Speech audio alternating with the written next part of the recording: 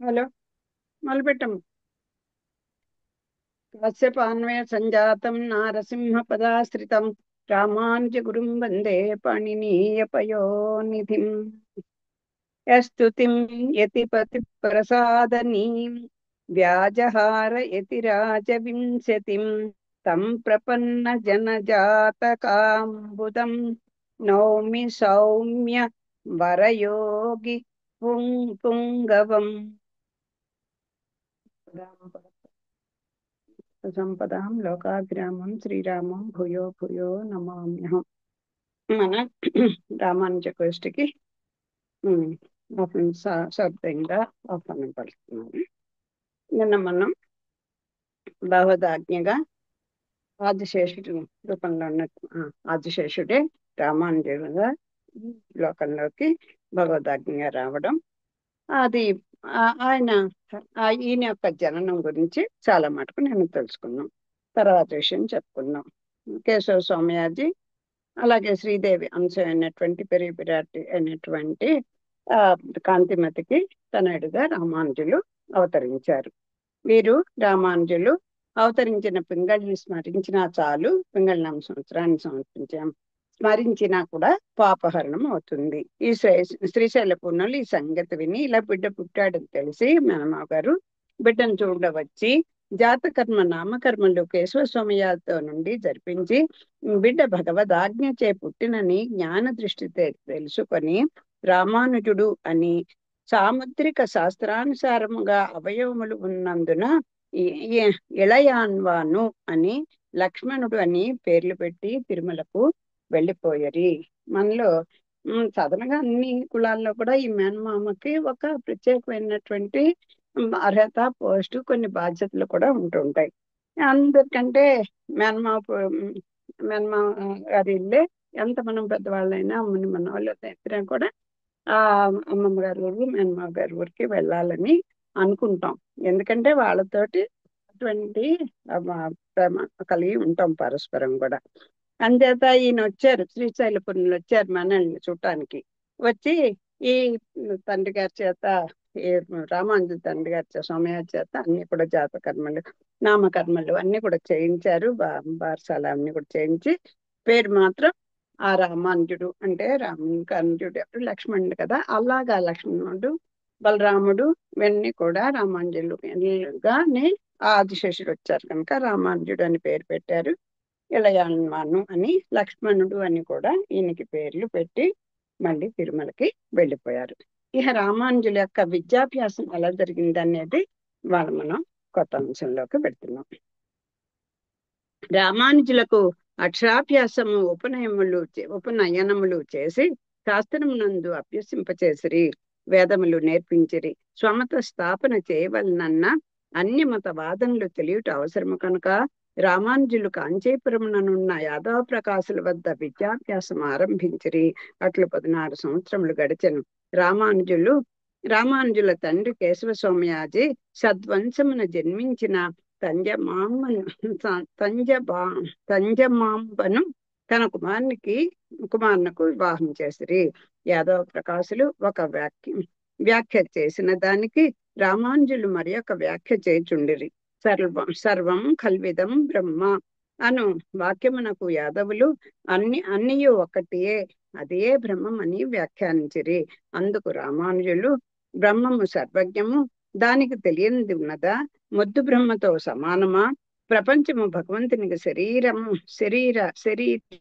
సంబంధం ఉండుటచే అన్నీ ఒకటే అని చెప్పవచ్చునా అనేక వేదవాక్యములు పురాణ ఉదాహరణలు చెప్పి గురుని వాదమును ఖండించిరి. కార్యము ముఖ్యమొకటి చేత తమ సామర్థ్యమును ఇంకను వెల్లడింపకుండిరి.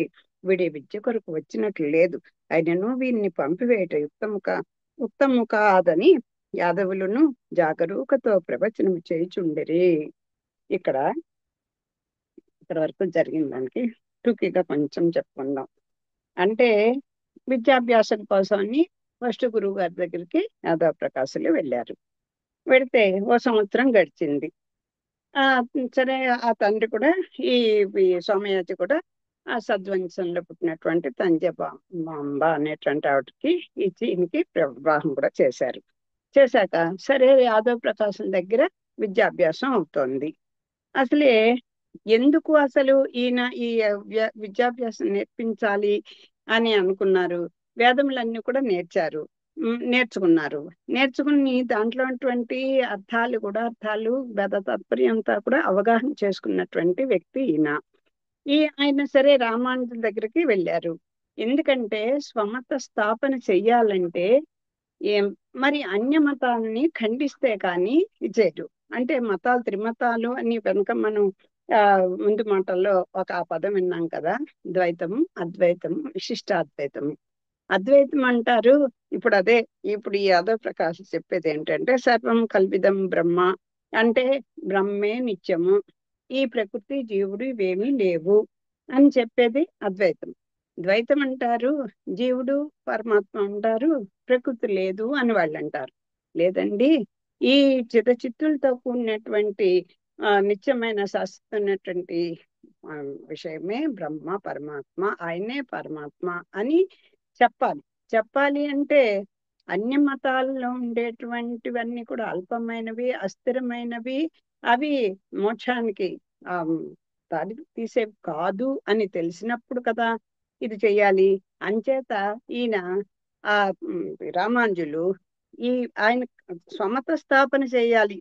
అన్యమతవాదాలు తెలియట అవసరం కనుక, అసలు ఏదైనా అవతలది బాగుండలేదు అని తెలియాలంటే అసలు ఎందుకు బాగుండలేదు అనేది కూడా తెలియాలి కదా. అందుకని అద్వైత సిద్ధాంత ప్రవర్తకులుగా అద్వైత సిద్ధాంతాన్ని ఆదరించేటువంటి యాదవ ప్రకాశం దగ్గరికి వెళ్ళారు. వెళ్ళి మనం ఏదైనా కొంచెం నచ్చని విషయం ఉంటే మనం తిరిగి వచ్చేస్తుంటాం. అలా కాదు, మన లక్ష్యం ఏంటో అది అయ్యే వరకు కూడా కొంచెం ఓపి పట్టాలి. అది అది ఇక్కడ చెప్తున్నారు. అది మనం ఇక్కడ నేర్చుకోవాల్సింది. సరే యాదవ్ ప్రకాశం ఒకసారి ఇలా వాక్యం చెప్పారు, సర్వం కలితం బ్రహ్మ అని చెప్పేసి బ్రహ్మం ఒకటే అన్నారు. రామానుజులు అది ఎలా అవుతుందండి, బ్రహ్మము సర్వజ్ఞము, అది దానికి తెలియనిది ఏమన్నా ఉంటుందా? బ్రహ్మం అంటే మీరు పరబ్రహ్మని అని చెప్పట్లేదు. ఈ ప్రపంచం అంతా కూడా భగవంతుడికి శరీరి భావ సంబంధము, అంటే ఈ విశ్వం అంతా కూడా భగవంతుడికి శరీరము అని చెప్తున్నారు. మరి శరీరంలో ఉన్నటువంటి జీవ పదార్థం ఏదో ఒక శరీర రూపంలో ఉన్నటువంటి జీవ పదార్థాన్ని కూడా భగవంతునికే చెంది ఉంటాయి కదా అని అని చెప్పాలి కదా అని అన్నారు. అనేసరికల్లా గురువు గారికి బాబోయ్, కానీ గురువు ఖండించాడు. కానీ యాదవ్ ప్రకాశులు కూడా వెంటనే కోపం తెచ్చుకోలేదు. ఎందుకంటే వీడు ఎందుకు వచ్చాడో, అసలు వీడి ఉద్దేశం ఏంటో, వీడికి ఎంత ప్రజ్ఞ అవి కూడా ఆయనకు అవసరం. అంచేత ఆయన కూడా సర్లే వీడు విద్య కొరకు వచ్చినట్లేదు, ఏదో కొత్త మనసులో ఏదో పెట్టుకుని వచ్చాడు, సరే చూద్దాంలే, వీడిని పంపేయడం మంచిది కాదు, వీడితో చాలా పని ఉంది అనుకున్నాడు ఆయన కూడా. ఒకనాడు రామానుజులు యాదవులకు తల అంటుచుండగా ప్రవచనం సాగుచుండెను. లక్ష్మణులు యాదవ ప్రకాశుల వీపుపై తైలమర్దన చేయుచుండగా యాదవులు శంకరాచార్య పద్ధతిని అనుసరించి తసేదా కశ్యాపం కప్యాసం పుండరీకమేవ అక్షిణి అను వాక్యమునకు అస్యతే ఉపవిశ్యతే అనేన ఇది ఆసః పశ్చాత్ భాగః కపేః ఆసః కప్యాసః అనగా ఆ హిరణ్మయ పురుషుని నేత్రములు వానర పృష్ఠ భాగం వంటి ఎరుపుదనమును కలిగి ఉండెను అని వ్యాఖ్యానించిరి. భగవంతుని అట్లు హీనమైన ఉపమానముతో వర్ణించుటకు రామానుజులు కలవళ్ళపడి అయ్యో వేదార్థములు తెలియకున్నారే అని చింతించగా వారి కన్నుల నుండి వెచ్చని కన్నీరు యాదవుల తొడపై పడెను. అంతట వారు శిష్యుని చూచి ఏమిరా సంగతి ఏమి అని అడిగిరి. రామానుజులు అయ్యో శృతి వాక్యములకిట్టు విపరీతార్థములు చెప్పుచున్నారే, ఎంత అపరాధము అయ్యా.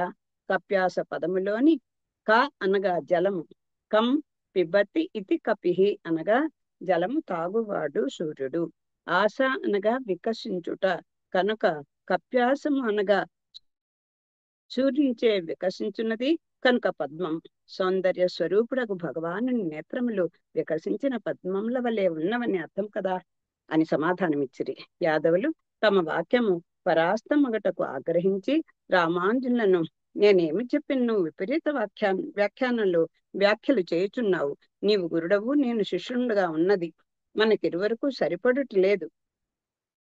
నీ ముఖము చూడరాదు, కొమ్ము అని అనిరి. అయినను మర్నాడు లక్ష్మణులు పాఠమునకై వచ్చిరి. యాదవులు, వీడు అధిక ప్రసంగి, నా వ్యాఖ్యలను అపార్థములు చేసి అందరూ నాదే తప్పు అనుకునేటట్లు చేయుచున్నాడు. వీడు జీవించి ఉన్న శంకరాచార్య సిద్ధాంతములు పరాస్తములగుచున్నవి. వీని వాదములు పటిష్టముగా నా మదికే యథార్థములు అనిపించుచున్నని వీన్ని తొలగించవలెను అని తలంచిరి.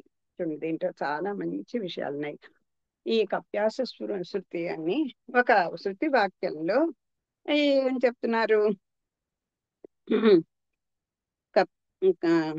చుండగా తస్య యథా కప్యాసం పుండరీకమేవ అక్షణి అనేటువంటి వాక్యం అసలు అది అలా ఉంటే, ఈ యాదవ ప్రకాశులు ఏం చెప్తున్నారు? ఈ స్వామి యొక్క కన్నులు ఆ ఒక వానరు యొక్క పృష్ఠభాగం అంటే వెనక భాగం అంటే మనం ముట్టి అంటాం కదా, అలాగా ఆ కోతి యొక్క ఆ పృష్ఠభాగం ఎర్రగా ఉంటుంది కదా, అలా ఉన్నాయండి స్వామి యొక్క కన్నులు అన్నట్టుగా శృతివాక్యాన్ని అలా అర్థం చెప్తున్నారు. చెప్పేసరికల్లా అయ్యో కమలాక్షుడు, పద్మనయుడు, పుండరీకాక్షుడు అంటూ ఎంతో వేదాలు ఘోషిస్తూ స్వామి యొక్క నయన సౌందర్యాన్ని అంతగా వర్ణిస్తుంటే, ఏమిటి వేదార్థాలు అసలు ఈయనకి తెలీదా? తెలిసిన అపార్థం చేసుకొని ఇంకో ఇదిగా తప్పుగా చెప్తున్నారా అనుకుని విపరీతార్థం చెప్తున్నారే అని బాధపడి కళ్ళంటి నీళ్ళు వచ్చేసాయండి. వచ్చేస్తే ఆ నీళ్లు ఆ గురువు గారి తొడల మీద పడ్డాయట. పడేసరికి ఏమైందిరా, ఏమెందుకు అని అనేసరికి, అయ్యో మీరు ఇలా శృతివాక్యాలకి విపరీతార్థం చెప్తున్నారే. ఇంకా అభ్యాసం అంటే అంటే జలము, కం పిబతి ఇది కపిహి, అదిగో జలాన్ని తాగేవాడు సూర్యుడు. జలములే కదా సూర్యుడు జలాలు తాగినటువంటి ఆ సూర్యుడి చేత కమలములు పద్మాలు వికసింపచేస్తాడు. అలాగా ఆ కప్యాసం అంటే సూర్యుని చేత వికసింపచేసేటువంటి పద్మముల వంటి కన్నులు కలవాడు పరమాత్మ అని కదా చెప్పాలి. అయ్యో మీరు ఇంత నీచ ఉపమానాన్ని ఇచ్చారే అని చెప్పేసరికల్లా ఆయనకి చాలా కోపం వచ్చింది. కొన్ని చూడండి, ఇప్పుడు మనం ఒక సినిమా కూడా చూసాం, శృతిలయ లేదా, దాంట్లో అలాగే శిష్యుడు గురువు గారిని మించిపోయి పాడేసరికి అసూయ వచ్చేసేయడం, అలాంటివన్నీ జరుగుతూ ఉంటాయి. అలాగే మనం చెప్పిన తప్పు మనకన్నా చిన్నవాళ్ళు ఇదైన వాళ్ళు కొంచెం తెలివైన వాళ్ళు ఉండి చెప్తే సహించలేరు ఈ చెప్పేటువంటి వాళ్ళు. నేను అన్న అది కాదు ఇది కానీ ఖండిస్తారు, లేకపోతే దాటేస్తారు, ఏదో తప్పించుకుంటారు. అది సరే. యాదవులు కూడా అనుకున్నారు, వీడు చాలా అధిక ప్రసంగి, వీడిని ఇలా లాభం లేదు ఇలా అనుకుంటే శంకరాచార్యుల వారి యొక్క సిద్ధాంతం అంతా కూడా తారుమారు చేసేటట్టుగా ఉన్నాడు. అంచేత ఖాతా ఆయనకు మనసులో అనిపిస్తుంది, వీడు చెప్పింది కరెక్టే, వీడి సమన్వయం బాగుంది, ఇదే యథార్థం అని తెలిసినా కూడా ఆ గురువు యొక్క మనసు ఒప్పుకోలేదు. అంచేత వీడిని ఎలా అయినా తొలగించేయాలి, ఇక్కడి నుంచి పంపించేయాలి, బయటకు పోను, అన్నిటికీ నేను ఏది చెప్పినా నువ్వు వితండవాదం చేసినప్పు అంటాం కదా చూడండి పెద్దవాళ్ళ మాట వినపోయేసరికి. దాంతో ఈయన కానీ చూడండి రామాంజులు ఇక్కడ గుర్తు పెట్టుకోవాలి, ఆయన మళ్ళీ మన్నాడు కూడా వచ్చి మళ్ళీ చెప్పించుకున్నారు. అలాగే ఇంకా వీడిని ఎలా అయినా వీడు వదిలేట్లేదు నన్ను, ఏదో ఒక ఉపాయం పన్ని వీడిని ఎలా అయినా దూరం చేయాలి అనుకున్నాడు. వీనిని పొమ్మనినను మిమ్ములను విడిచిపోకున్నాడు. కాశీయాత్ర నెపమున వీనిని తీసుకొని పోయి మణికర్ణిక ఘట్టము విడుచులోగా అతను చూసి మృతి పొందుట యుక్తము అను తన అంతరంగ శిష్యుల ఆలోచనను మన్నించి యాదవ ప్రకాశులు శిష్యులతో కాశీయాత్రకు బయలుదేరినారు. అక్కడ శిష్యులు కూడా 2 రకాలు ఉంటుంటారండి. గురువు గారు చెప్పింది ఏదో తల ఊపుతూ సరే బాగుందని పొగిడేవాళ్ళు, కాకపట్టేవాళ్ళు, లేకపోతే ఏదో తప్పని తెలిసినా చెప్పలేకపోయేవాళ్ళు, ఇలాంటి రకరకాల వాళ్ళు ఉంటారు కదా. లేకపోతే అంత పరిపక్వమైన బుద్ధి లేకపోయి ఉండడం, ఇలాంటివి ఎన్నో ఉంటాయి. ఇంకో గురువు దొరకపోవడం, ఎన్నో రకాల వాళ్ళు ఉంటాయి. కొంతమంది ఏంటి జ్ఞానం కలిగిన వాళ్ళు, సందేహం ఉన్నది గురువు ద్వారా నివృత్తి చేసుకునేటువంటి వాళ్ళు ఉంటారు. అంచేత బాబోయ్ మీరు ఉన్న వాళ్ళకి కూడా ఇది వితండవాదంగానే అనిపిస్తుంది కదా, వాళ్ళకంత జ్ఞాన పరిపక్వత లేదు. దాంతో ఇంక వెళ్ళి ఇతన్ని వెళ్ళని సరే ఒక ఉపాయం చెప్తామండి అని చెప్పేసి ఈ మనం కాశీయాత్ర వెళ్తాం కదా, అక్కడ మణికర్ణిక ఘట్టం దగ్గర ఈయన నెమ్మదిగా ఇతను చచ్చిపోయేట్టుగా మనం ప్లాన్ చేస్తామని ఒకరు చెప్పారు. దాన్ని బట్టి ఆ గురువు గారు కూడా అలాగే పన్నాగం పన్నారు గురు శిష్యులందరూ కూడా. రామానుజులను వరదుడు కాపాట కాశీయాత్రకు బయలుదేరారు. దారి మధ్యలో ఏమైందో ఇది తెలుసుకున్నాం ఇక్కడ దీన్ని బట్టి. తిరుమల నంబి ఇహ ఇంకా ఇక్కడ ఈయన మనం మొదట చదువుకున్నాం. ఈ పింతల్లి ద్యుతిమతి ఉంది కదా, ఆవిడ యొక్క కుమారుడు గోవింద భట్టులు. అతని గురించి చెప్తారు ఇక్కడ. తిరుమల నంబి రెండవ చెల్లెలు ద్యుమతి. ఆ క్రోధన సంవత్సరమున తైనల శుక్లపక్ష పౌర్ణమి సోమవారమున పునర్వసు నక్షత్రమున గోవింద భట్టరు జన్మించి పెరిగి ఉపనీతుడై తాను కూడా తన పెదతల్లి కొడుకు లక్ష్మణుల వల్లే విద్యార్జనకై యాదవ ప్రకాశుల వద్దకు చేరి ఉండెను. తన పింతల్లి కొడుకైనటువంటి గోవింద భట్టరు కూడా ఇలాగే ఈ యాదవ ప్రకాశుల దగ్గరికే చదువుకుందుకు వచ్చిన్నారు. సాధు స్వభావుడనియు వినయశీలి అనియు గురువుల అభిమానము పొంది ఉండెను. ఆయన చెప్పాక రెండో కేటగిరీ విద్యార్థిన ఆ గురువు గారు ఏది చెప్తే అది ఎంత వినయంగా బాగుందని తల ఊపేటువంటి వ్యక్తి ఈయన గోవింద భట్టరు. అతన్ని కూడా తమతో కాశీయాత్రకు తీసుకొని పోయారు. ఎంత గురుభక్తి ఉన్నను బంధవ్య బలము చేత తన ఆలోచన అన్నకు వెల్లడించునేమో అని తలచి యాత్రాలక్ష్యం అతనికి వెల్లడింపరేరి.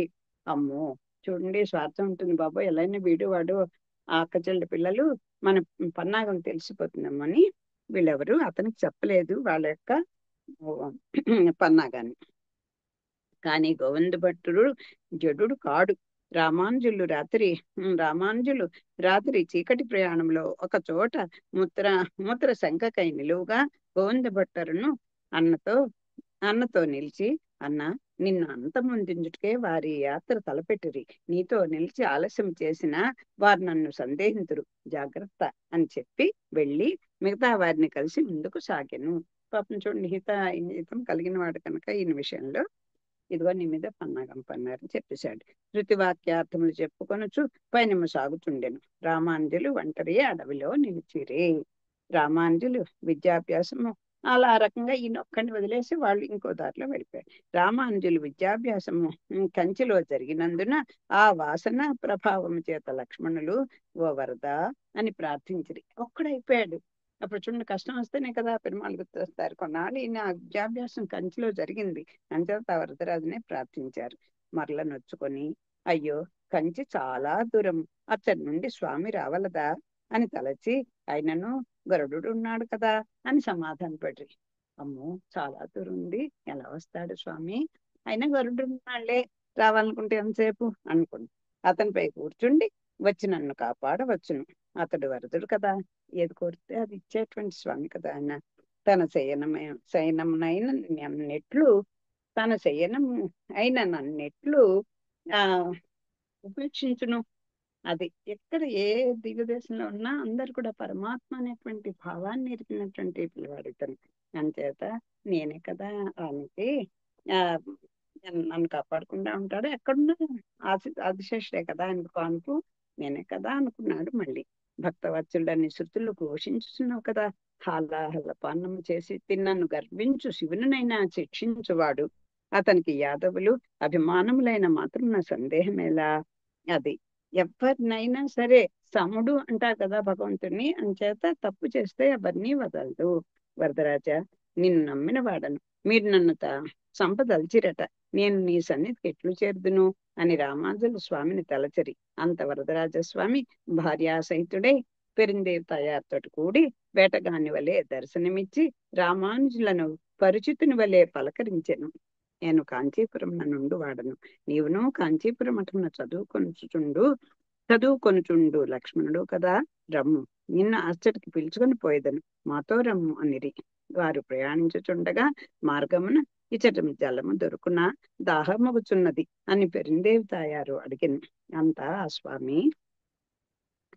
స్వామి, ఇచ్చటికి సమీపంలో ఒక బావి ఉన్నది, దాని యందు దివ్య తీర్థము కలదు, చికటి కదా, తెల్లవారిని తెచ్చి ఇచ్చేదను అని చెప్పగా, ఉపకారులకు మీకు తీర్థము తెచ్చి ఇయ్యకుండా నేను ఆలస్యం చేయరాదు అని రామానుజులు ఆ బావి వద్దకు పోయి తీర్థం తెచ్చి ఇచ్చిరి. ఆ పుణ్యవతి తీర్థపానము చేసి సంతోషం, సమయంలో తెచ్చి ఇచ్చితివి అని రామానుజులను అభినందించను. పాపం భార్యకి దాహం వేసింది, పొద్దున్నే తెల్లవారాక తెచ్చుకుందాంలే అన్నారు భర్త. కానీ రామానుజులు వెళ్ళి దాహం తీసి ఇచ్చారు అని అని అని చెప్తున్నారు ఇక్కడ తర్వాత. అంటే దీంట్లో ఒక మంచి పాయింట్ ఏమిటి? సాక్షాత్తు పరమాత్మ కాపాడడానికి వచ్చాడు. ఆయన వాళ్ళ దారిని ఆయన పెడుతుంటే ఎవరు అవసరార్థి ఈయన కదా ఫస్ట్ పలకరించాలి. ఎవరో కృష్ణాకరించారు అంటే నేను ఒక్కడిని అయిపోయి నన్ను రక్షించండి అన్నారు. కానీ స్వామి ఫస్ట్ పలకరించారు. నా పూర్వభాషి కదా ఆయన మరి. అంచేత అలా ఆయన ఎవరు నువ్వు కాంచీపురంలో ఉండేవాడివి కదా, చదువుకున్నావు కదా, రా అక్కడికి మిమ్మల్ని నేను తీసుకెళ్తా అని అన్నారు.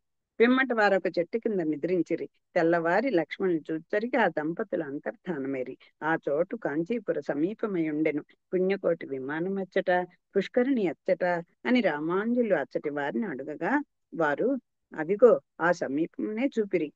తనను కాపాటుకే వరదరాజు పెరిందేవి తయారు వచ్చిరని తలంచి రామానుజులు అచ్చట స్నానమాడి సంధ్య వార్చి స్వామి దంపతులకు ఇష్టమైన ఆ బావి జలము నిత్యము వారి తిరుమంజన కైంకర్యమునకు ఇచ్చుచుండిరి. తిరుమంజనం చేయడానికి తీర్థం రోజు ఆ బావి నుంచే తీసుకొచ్చి స్వామికి వారు దాహం అడిగారు కదా, ఓహో నయం చేసే కైంకర్యం ఇదే అన్నమాట. ఇది అది అని అనుకోకూడదు. ఏదైనా స్వామి కైంకర్యం ప్రతి చిన్నది కూడా పరమాత్మ ప్రీతి అయినదే అవుతుంది. అది గోవింద భట్టరు రామానుజుని తమ్ముడు, వీడైనను మన సిద్ధాంతములందు నిష్ఠుడు కావలను అని తలచి యాదవ ప్రకాశులు వారిని తన అభిమతానుసారము శిక్షించుటకు తాపత్రయపడుచుండ్రి. యాత్రికులు కాసి చేరి గంగలో మునిగి లేచుసరికి గోవింద భట్టర్ చేతికి ఒక లింగం వచ్చెను. అతడు చేరిన వారు ఓహో ఏమి శివానుగ్రహము, ఇతడు శివభక్తాగ్రేసరుడు అని కొనియాడిరి.